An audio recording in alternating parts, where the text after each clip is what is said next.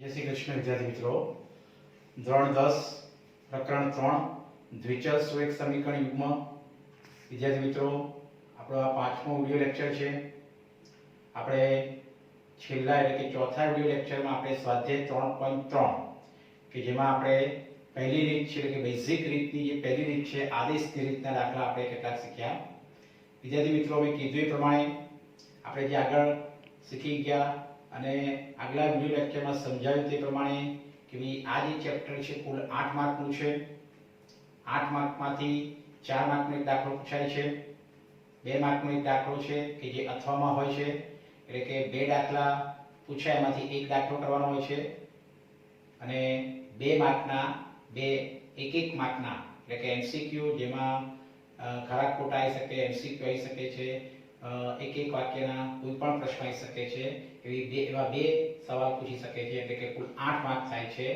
તો વિદ્યાર્થી મિત્રો, આ ચેપ્ટર મેં પહેલા કીધું પણ ખૂબ જ અગત્યનું છે। તો જે આપણે આલેખની રીત અને બીજી છે બેઝિક રીત, એમાં આદેશની રીત અને આપણે સ્વાધ્યાય 3.3 ના પહેલાના એકથી આપણે 4 દાખલા શીખ્યા। વિદ્યાર્થી મિત્રો, આ દાખલા તમને 2 માર્કમાં આવી શકે છે। હવે આના પર જે આધારિત આપણે જે વ્યવહારિક દાખલા હોય છે એ વ્યવહારિક દાખલામાં પણ આપણે આગળ શીખી ગયા 3.1 અને 3.2 એમાં જે આપણે દ્વિચલ સુરેખ સમીકરણ યુગ્મ બનાવ્યા એટલે કે 2 સમીકરણ બનાવ્યા, એના પરથી તમને પછી આદેશની રીતે આ ઉકેલ શોધવાનો કહેશે એ આપણે લઈએ। પણ એ પહેલા આપણે જે દાખલો જે સ્વાધ્યાય 3.3 નો દાખલો પાંચમો જે આપણે લઈશું। તો દાખલો પાંચમો વિદ્યાર્થી મિત્રો કે √2x + √3y = 0 અને √3x - √8y = 0 એટલે કે આપણે એને બે સમીકરણ કહીશું, સમીકરણ 1 અને સમીકરણ 2।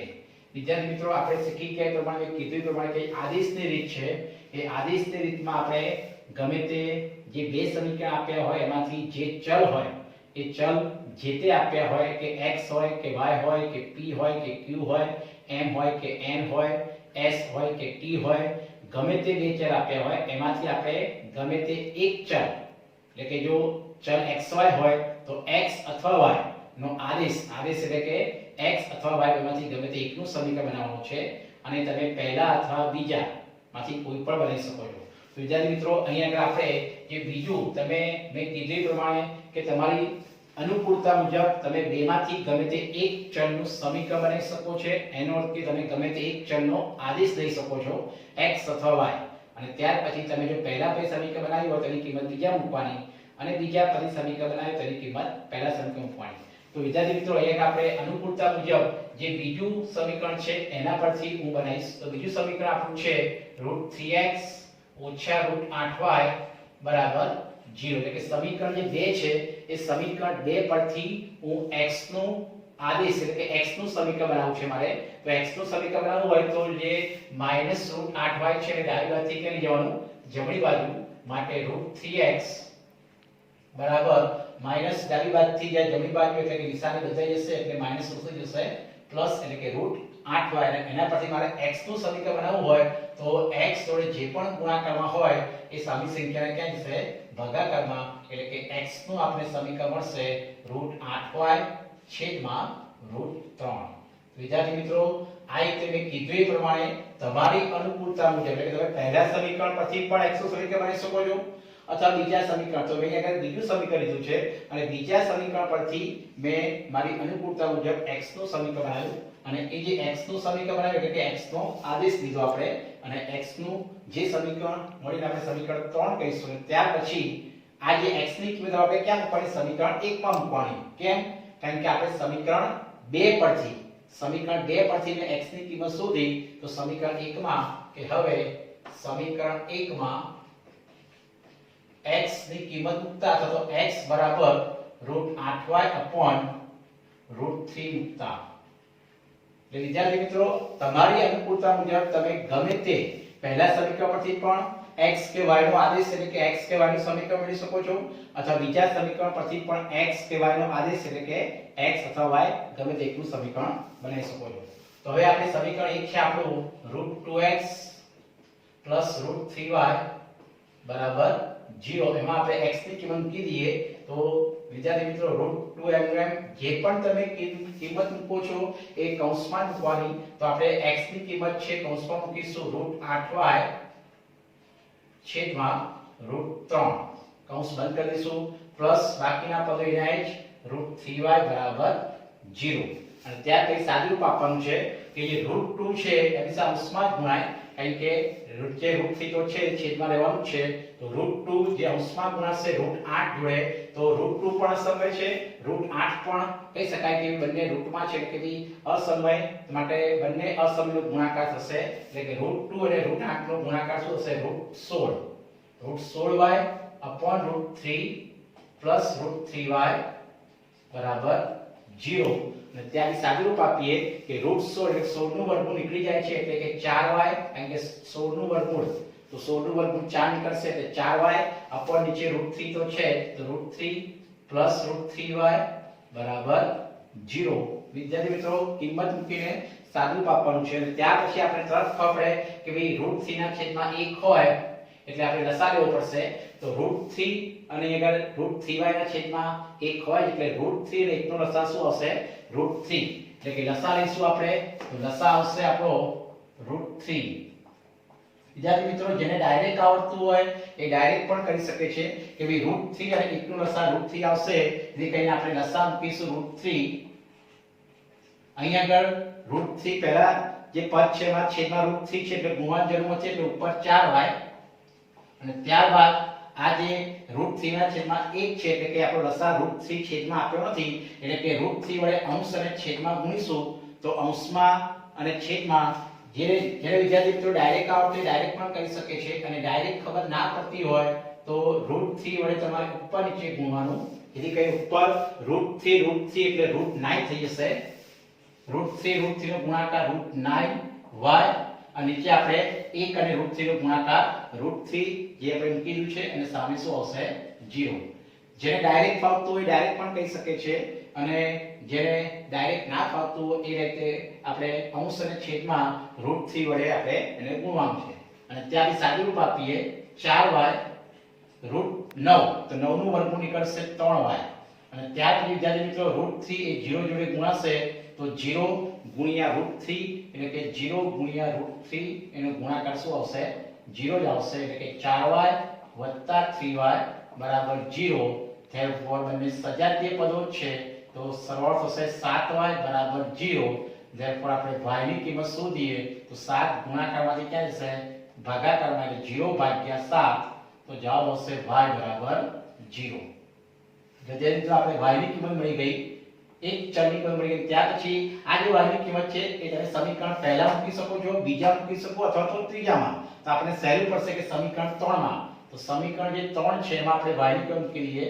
તો સમીકરણ 3 માં y બરાબર 0 મૂકતા, તો સમીકરણ 3 છે આપણું x બરાબર √8y √3. એમાં આપણે y ની કિંમત એટલે કે √8 અને y ની કિંમત 0 મૂકી દઈએ. તો 0 √3. વિદ્યાર્થી મિત્રો 0 ને કોઈ પણ સંખ્યા વડે ગુણશો એટલે 0 જ આવશે. એટલે 0 √3 અંશ 0 હોય એટલે જવાબ શું આવશે? 0. એટલે કે x બરાબર 0. તો આ રીતે વિદ્યાર્થી મિત્રો આપણો ઉકેલ xy એટલે કે ઉકેલ આપણો xy આવી જાય છે. તો x ની કિંમત 0 અને y ની કિંમત પણ શું આવે છે? 0. વિદ્યાર્થી મિત્રો તાળો મેળવવો હોય તો તમે તાળો મેળવી શકો છો. તમે પહેલા અથવા બીજા સમીકરણમાં x અને y ની કિંમત 0 મૂકશો તો 0 ને આપણે x ની કિંમત 0 મૂકીએ, 0 ને કોઈ પણ સંખ્યા ગુણીને 0 જ આવશે. એટલે y ની કિંમત પણ 0 છે, તો 0 ને કોઈ પણ સંખ્યા વડે ગુણીને 0 આવશે. એટલે આપણો જવાબ 0 આપેલો જ છે, એનો કે આપણો દાખલો સાચો છે. તો વિદ્યાર્થી મિત્રો આમાં રકમ બદલાશે. અને પહેલા પણ કીધું કે આપણે કોઈ પણ દાખલો કરતા પહેલા આપણી શરતનું પાલન થવું જોઈએ, એટલે કે a1/a2 is not equal to b1/b2. તો એનો અનન્ય ઉકેલ હોય છે, તો જ આપણે આદેશ રીતે ઉકેલ શોધીશું. તો અહીંયા આપણે જોઈ લઈએ કે a1/a2 એટલે કે a1 √2 છે અને a2 √3 છે. તો a1/a2 અને b1/b2, તો b1 છે √3 અને b2 છે વર્ગમૂળ 8. તો એનો ગુણોત્તર લઈશું. તો a1/a2 અને b1/b2 નો ગુણોત્તર સરખો નથી જ આવતો, અને માટે આપણને અનન્ય ઉકેલ મળે છે.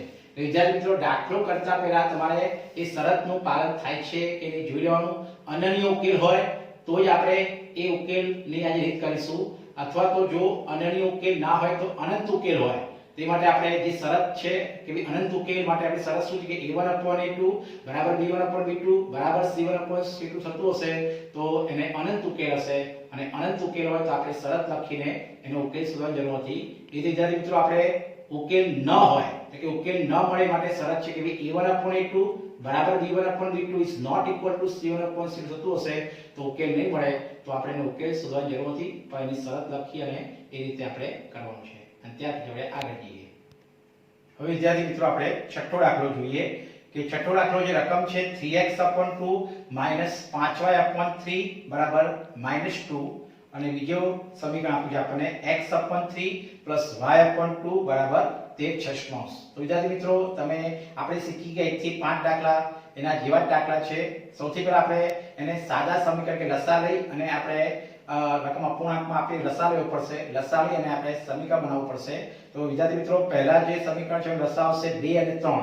તો 2 અને 3 લસા શું આવશે 6 અને 2 અને 3 લસા 6 આવશે અને ત્યાર પછી કેવી આપણે સાદુરૂપ આપીએ તો દરેકના છેદમાં 6 હોવું જોઈએ.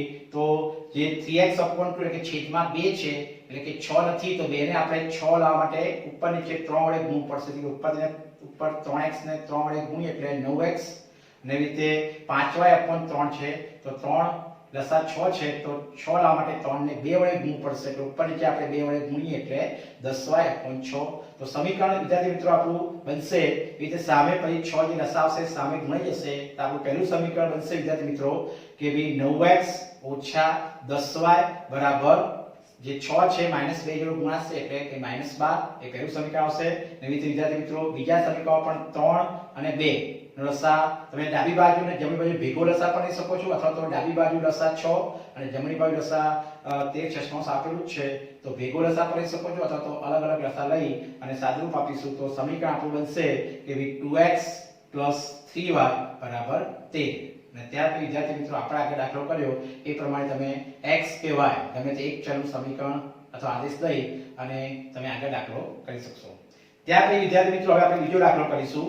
બીજો દાખલો રકમ મેં લખેલી છે કે ભઈ રકમ આપણે બોર્ડ પર લખેલી છે કે ભઈ 2x + 3y બરાબર 11 અને 2x - 4y બરાબર -24 નો ઉકેલ શોધો અને એવો m શોધો કે જે y બરાબર mx + 3 થાય.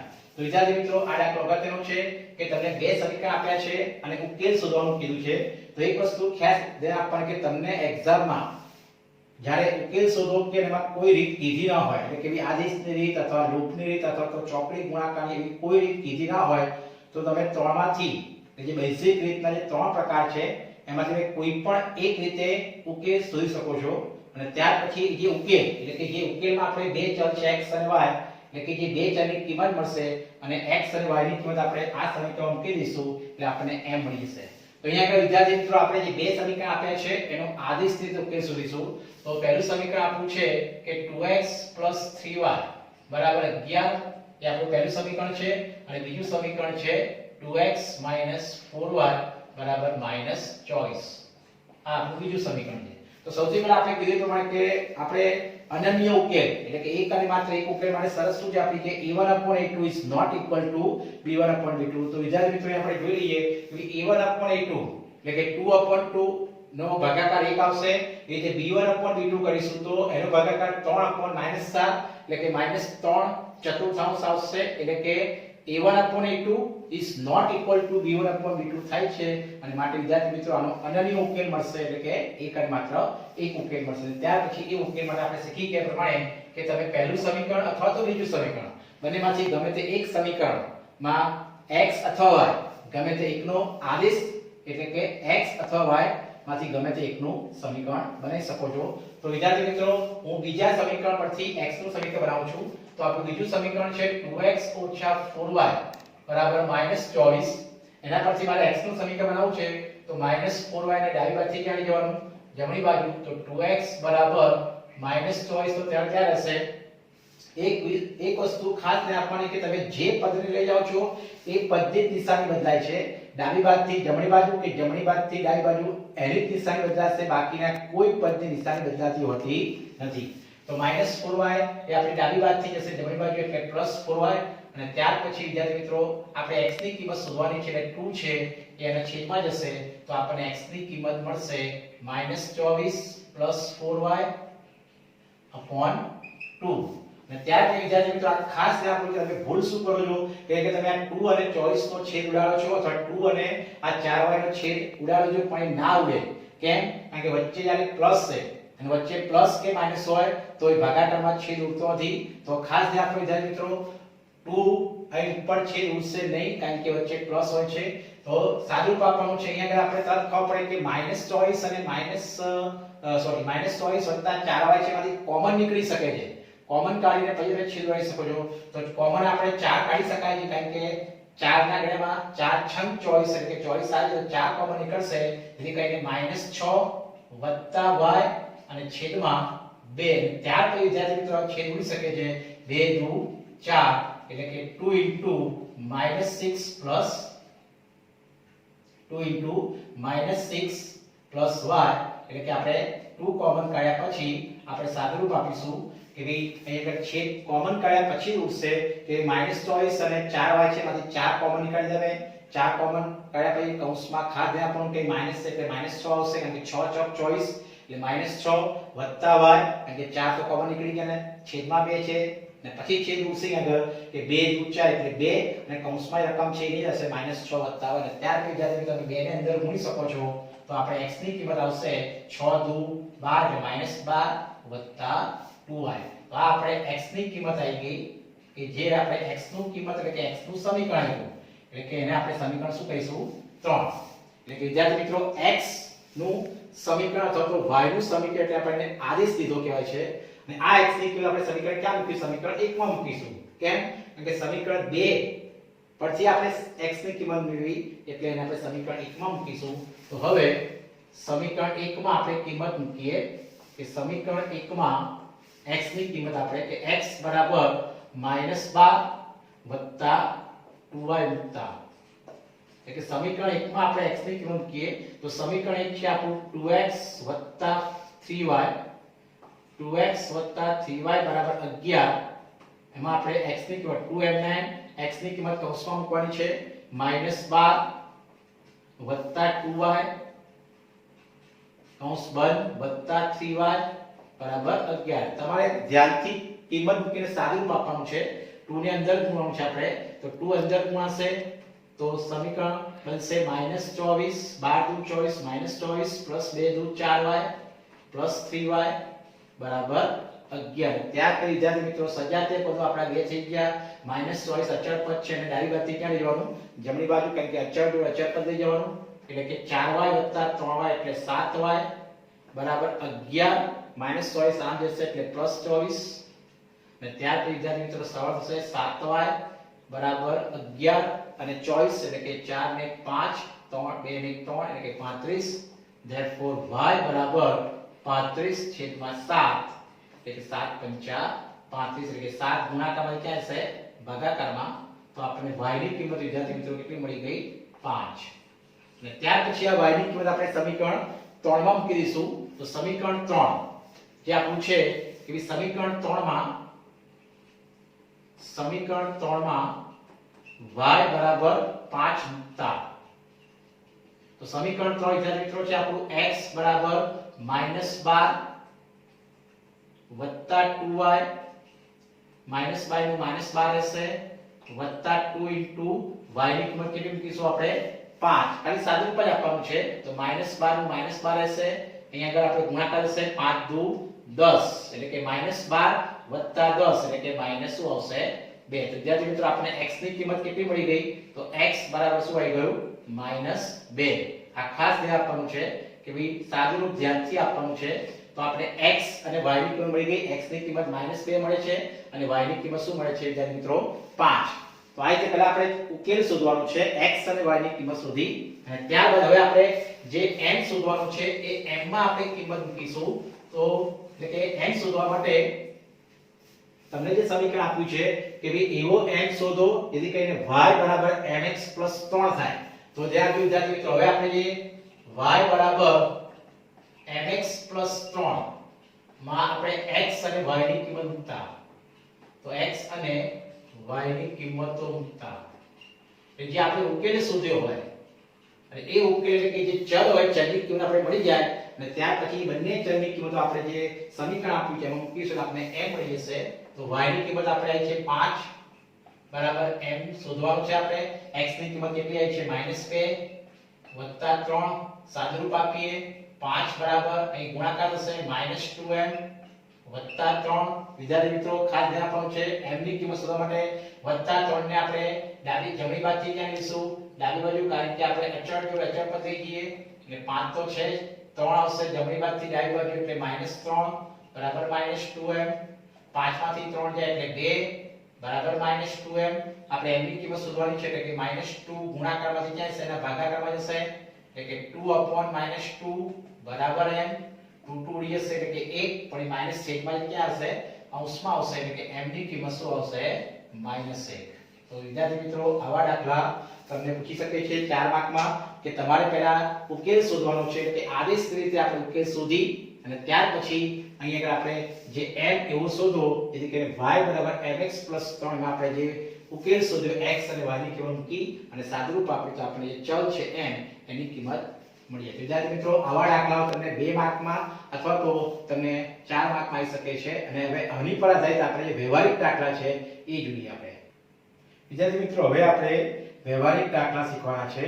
જે દાખલો ત્રીજો આપ્યો છે કે નીચેની સમસ્યા પરથી દ્વિચલ સુરેખ સમીકરણ યુગ્મ મેળવો અને તેનો ઉકેલ આદેશ રીતે મેળવો. મેં કીધું એ પ્રમાણે કે વિદ્યાર્થી મિત્રો હવે આપણે જે વ્યવહારિક દાખલા છે કે જે આપણે રકમ પરથી બે સમીકરણ બનાવવાના છે અને ત્યાર પછી એ બંને સમીકરણનો આપણે જે આદેશ રીતે ઉકેલ શોધવાનો છે. તો સૌથી પહેલો દાખલો છે આપણો કે બે સંખ્યાનો તફાવત 26 છે. એક સંખ્યા બીજી સંખ્યાથી 3 ગણી છે તો તે બે સંખ્યા શોધો. એટલે આ રકમને ધ્યાનથી વાંચવાની છે.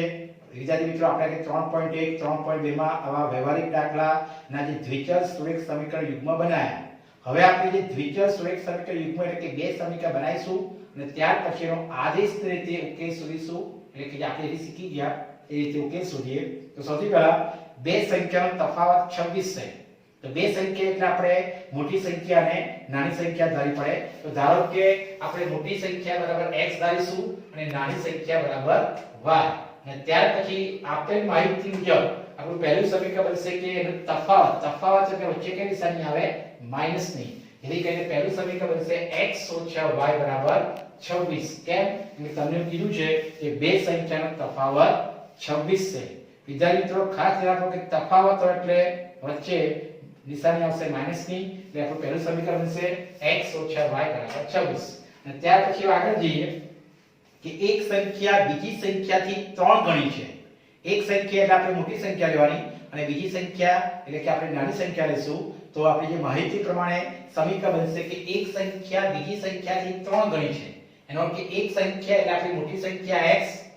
હવે બીજી સંખ્યાથી તો વિદ્યાર્થી મિત્રો મેં આગળ પણ કીધું કે હંમેશા થી કે કરતા પહેલા આગળ થી પહેલા કોનું નામ આવ્યું છે? બીજી સંખ્યા. એટલે કે તમારે બીજી સંખ્યા એટલે કે નાની સંખ્યા આપણે y અને 3 ગણી છે એટલે કે એને 3 વડે ગુણવાનું. એટલે કે સમીકરણ બનશે x બરાબર 3y. ખાસ ધ્યાન આપો વિદ્યાર્થી મિત્રો આપણે શીખી ગયા પ્રમાણે છે કે એક સંખ્યા એટલે આપણે મોટી સંખ્યા લઈશું x એ વચ્ચે બરાબર આવશે બીજી સંખ્યા થી 3 ગણી. એટલે થી કે કરતા પહેલા જે નામ હોય એને તમારે 3 વડે ગુણવાનું. એટલે થી પહેલા બીજી સંખ્યા અને બીજી સંખ્યા એટલે કે નાની સંખ્યા y એને 3 વડે ગુણશું એટલે આપણને મોટી સંખ્યા x મળશે. એટલે સમીકરણ બનશે આપણું x બરાબર 3y. આ આપણું સમીકરણ બીજું આવ્યું. અને ત્યાર વિદ્યાર્થી મિત્રો આપણે બે સમીકરણ મળી ગયા. આપણે બે સમીકરણ મળી ગયા એટલે આપણે આદેશ રીતે ઉકેલ શોધવાનો છે. તો આદેશ રીતે ઉકેલ શોધવા માટે આપણે શીખી ગયા પ્રમાણે અહીં સમીકરણ તમે જોઈ શકો કે સમીકરણ એ બે છે. એના પરથી આપણે x ની કિંમત મળી જાય છે. તેનો અર્થ કે જે સમીકરણ 2 માં જે x ની કિંમત મળી ગઈ આપણે સમીકરણ ક્યાં મૂકી? સમીકરણ 1 માં મૂકી દઈશું. તો એ સમીકરણ 1 માં x બરાબર 3y મૂકતા કારણ કે આપણે સમીકરણ 2 જે છે એમાં x ની કિંમત 3y મળેલી છે. તો આપણે સમીકરણ 1 માં કેવું મૂકી દઈશું? તો સમીકરણ 1 માં x બરાબર 3y મૂકતા તો સમીકરણ 1 છે આપણું x - y બરાબર 26. એમાં આપણે x ની જગ્યાએ શું લખીશું? 3y - y બરાબર 26 કૌંસ છોડી દઈએ તો 3y - y બરાબર 26. વિદ્યાર્થી મિત્રો બંને સજાતીય પદો છે એટલે બાદબાકી થશે. 3y માંથી y જાય એટલે 2y બરાબર 26. therefore 2 એ ભાગાકારમાંથી ગુણાકારમાંથી ભાગાકારમાં જશે એટલે કે y ની કિંમત આપણે મળશે 26/2 એટલે છેદ ઉડશે એટલે 13 દુ 26. ત્યારથી વિદ્યાર્થી મિત્રો આ જે y ની કિંમત છે એ તમે પહેલા અથવા તો બીજા ગમે તે સમીકરણ મૂકી શકો છો તો આપણને x મળશે. તો અહીંયા બીજા સમીકરણ જે છે એમાં y ની કિંમત મૂકું છું તો સમીકરણ 2 માં y બરાબર 13 મૂકતા તો સમીકરણ 2 છે આપણું x બરાબર 3y, y ની કિંમત 13 મૂકી દઈએ તો 13 તરી 39. અને ત્યાર પછી બીજા મિત્રો ખાસ તમારે આન્સર કરી લખવાનું છે કે આપણો જે આન્સર છે એ તમે ધાર્યું છે એ લખવાનું કે આપણે મોટી સંખ્યા x ધારી છે એટલે કે x બરાબર શું હોય 39, એટલે કે મોટી સંખ્યા 39 અને નાની સંખ્યા શું છે આપણી y 13. અને ત્યાર પછી બીજા મિત્રો આપણે તાળ મળી શકે છે કે તમને તફાવત શું આપ્યો છે 26. તમે આ બધા તફાવત એટલે કે બાદબાકી કરો તો 39 માંથી આપણે 13 બાદ કરીએ તો આપણો જવાબ શું આવી જાય છે? તો આપણો જવાબ 26 આવી જાય છે. એટલે આપણો દાખલો કેવો છે? સાચો છે. તો વિદ્યાર્થી મિત્રો કોઈ પણ દાખલો તમે કર્યા પછી તમે તાળો મેળવી શકો છો જેના આધારે આપણે દાખલો સાચો કે ખોટો ખબર પડે. તો આ રીતે જે આવા દાખલા છે એ 4 માર્કમાં પૂછાય છે કે તમારે બે દ્વિચલ સુરેખ સમીકરણ યુગ્મ બનાવવાના અને ત્યાર પછી તમને જે રીતે કીધું હોય આદેશની, લોકની કે ચોકડી ગુણાકાર એ રીતે આપણે ઉકેલ શોધી અને આવા દાખલા તમને 4 માર્કમાં પૂછે છે. ત્યાર પછી આપણે આગળ જઈએ. વિદ્યાર્થી મિત્રો હવે આપણે બીજો દાખલો છે બે પૂરક કોણો પૈકી મોટો ખૂણો નાનો ખૂણો કરતા 18 મોટો હોય તો તે બે પૂરક કોણો શોધો. વિદ્યાર્થી મિત્રો દરેકમાં આપણે કીધું પ્રમાણે કે તમારે રકમને ધ્યાનથી સમજીને કોઈ પણ બે ચલ ધારી અને તમારે આપણે દ્વિચલ સુરેખ સમીકરણ યુગ્મ બનાવી અને આપણે આદેશ રીતે ઉકેલ શોધવાનો છે. તો બે પૂરક કોણો પૈકી મોટો ખૂણો નાનો ખૂણો કરતા 18 મોટો હોય તો તે પૂરક કોણ શોધો. તો સૌથી પહેલા આપણે બે ખૂણા આપણે શીખી ગયા કે પૂરક કોણ, તો વ્યાખ્યા આપણે શીખી ગયા 8 ધોરણમાં કે પૂરક કોણ કોને કહેવાય? તો જે બે ખૂણાના માપનો સરવાળો 180 અંશ થાય તેને પૂરક કોણ કહેવાય છે. એવી રીતે કોટી કોણ પૂછે તો જે બે ખૂણાના માપનો સરવાળો 90 અંશ થાય તેને એકબીજાને શું કહેવાય છે? કોટી કોણ. તો અહીં આપણે બે ખૂણામાં સૌથી પહેલા આપણે મોટા ખૂણાનો અંશ માપ x ધારીશું અને નાના ખૂણાનો અંશ માપ આપણે y ધારીશું. આ ખાસ ધ્યાન આપવાનું છે કારણ કે આપણે બે ચલ ધારવા છે. તમે કોઈ પણ ચલ ધારી શકો છો, એટલે જરૂર નથી કે x અને y ચલ ધારાય. તો તમે mn પણ ધારી શકો છો અને તમે બીજા ચલ પણ ધારી શકો છો, પણ જનરલી આપણે x અને y ચલ ધારીશું. તો બે પૂરક ખૂણામાં આપણે ધારો કે મોટા ખૂણાનો અંશ માપ x છે, નાના ખૂણાનો માપ y છે. તો હવે આપણે રકમ પરથી ખબર પડે કે પૂરક કોણ છે માટે બેનો સરવાળો શું થશે? 180 અંશ. તો આપણું પહેલું સમીકરણ આપેલ માહિતી પણ મળી જશે કે x y 180, કારણ કે પૂરક કોણ છે માટે બેનો સરવાળો 180 અંશ થાય. ત્યાર પછી જ્યારે મિત્રો રકમ આપી છે આપણને કે મોટો ખૂણો નાનો ખૂણો કરતા 18 અંશ મોટો હોય. વિદ્યાર્થી મિત્રો સમીકરણ બનાવવાનું છે કે મોટો ખૂણો એટલે આપણે x લઈશું બે વચ્ચે બરાબર જ આવે, નાના ખૂણા કરતા 18 અંશ મોટો છે. આપણે આગળ શીખી ગયા પ્રમાણે કે કરતા પહેલા કોનું નામ છે? નાનો ખૂણો. તો જે નાનો ખૂણો આપણે કયો ધાર્યો છે? y. અને 18 અંશ મોટો છે એટલે તમારે 18 શું કરવાનું? ઉમેરવાનું. મોટો કે તો ઉમેરવાનું, વધુ કે તો ઉમેરવાનું, ઓછો કે તો બાદ કરવાનું, ઘણો કે તો ગુણવાનું. આટલા દાખલામાં આપણે જે રકમ હતી એમાં 3 ગણી એટલે આપણે 3 વડે ગુણ્યું. અહીં 18 અંશ મોટો છે તો આપણે y માં 18 ઉમેરીશું એટલે આપણને મોટા ખૂણાનો અંશ માપ x મળી જશે. એટલે કે સમીકરણ બનશે કે x વચ્ચે બરાબર જ આવે. ખાસ ધ્યાન આપજો મિત્રો કે મોટો ખૂણો x વચ્ચે બરાબર, નાના ખૂણા કરતા 18 અંશ મોટો એટલે કરતા પહેલા નાનો ખૂણો છે માટે એમાં તમારે 18 મોટો એટલે 18 ઉમેરશો તો y 18 એટલે સમીકરણ બનશે x બરાબર y 18. ત્યાર પછી આપણે એને પ્રમાણિત સ્વરૂપમાં એટલે કે y ને આપણે જો જમણી બાજુથી ડાબી બાજુ લઈએ તો સમીકરણ બનશે x - y બરાબર 18. એટલે સમીકરણ આપણું 2 બની ગયું. ત્યારથી સમીકરણ 1 અને 2 જે મળી ગયા અને ત્યાર પછી આપણે આદેશ રીતનો ઉકેલ શોધીએ છીએ. વિદ્યાર્થી મિત્રો મેં કીધું પ્રમાણે તમારે સૌથી પહેલા જે શરતનું પાલન થાય છે કે ચેક કરી લેવાનું એટલે કે a1/a2 is not equal to b1/b2 થવું જોઈએ તો જ એનો અનન્ય ઉકેલ એટલે કે આપણે x અને y એનો આપણે ચલની કિંમત શોધી શકીએ. તો અહીંયા આપણે દેખાય છે કે a1/a2 અને જે b1/b2 is not equal to એટલે કે બંનેનો જવાબ સરખો નથી આવતો માટે આપણે એનો ઉકેલ શોધીશું. તો અહીંયા સમીકરણ 2 પરથી હું x નો આદેશ લઉં છું અથવા x નું સમીકરણ બનાવું છું. તો સમીકરણ 2 છે આપણું x - y બરાબર 18. એના પરથી હું માઈનસ x નું સમીકરણ બનાવું તો -y ડાબી બાજુથી ક્યાં હશે? જમણી બાજુ એટલે +18 થઈ જશે. એટલે કે x બરાબર 18 y. અને આ જે x નું સમીકરણ આવ્યું વિદ્યાર્થી મિત્રો એ x નું જે સમીકરણ છે એ x નું સમીકરણ કે જેની કિંમત આપણે સમીકરણ ક્યાં મૂકીશું? 1 માં. એટલે સમીકરણ 1 માં x બરાબર 18 y મૂકતા સમીકરણ 1 છે આપણું x y બરાબર 180.